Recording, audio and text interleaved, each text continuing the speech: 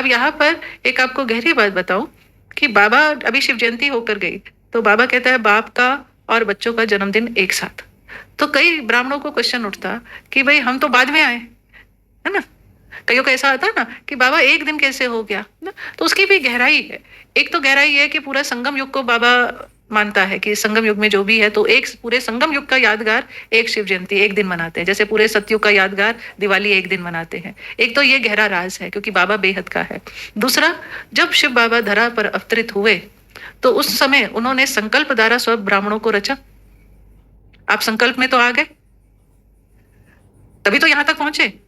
अगर शिव बाबा के संकल्प में हम नहीं होते, कहते ना ब्रह्मा ने संकल्प द्वारा सृष्टि की रचना करी, तो संकल्प में तो हम उसी दिन पैदा हो गए थे।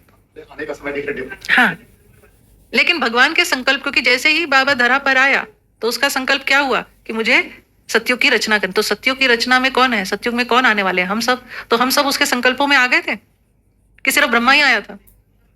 हम सब आत्माएं उसके संकल्पों में थी कि ये सब बच्चे आएंगे। बाबा आवाहन भी करते थे साकार मूल्यों में कि बच्चे आएंगे, ये बच्चे आएंगे, तो संकल्पों से आवाहन किया ना।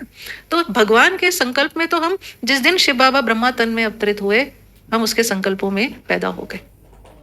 बाकी अपना ड्रामा अनुसार, हाँ, तो वो ड्रामा अनुसार ही आना था।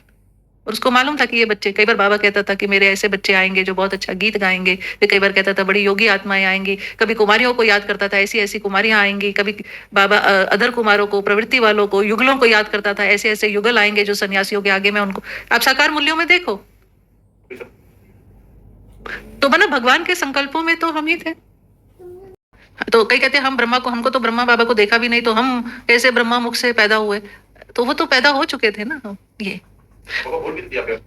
हाँ, तो अव्यक्त है, तो वो तो उसके संकल्प से ही पैदा हुए। यहाँ पहुंचे कैसे सेंटर, है ना। रास्ता किसने दिखाया था सेंटर का, है ना। संकल्प से ही रास्ता दिखाया था ना बाबा ने, ये है।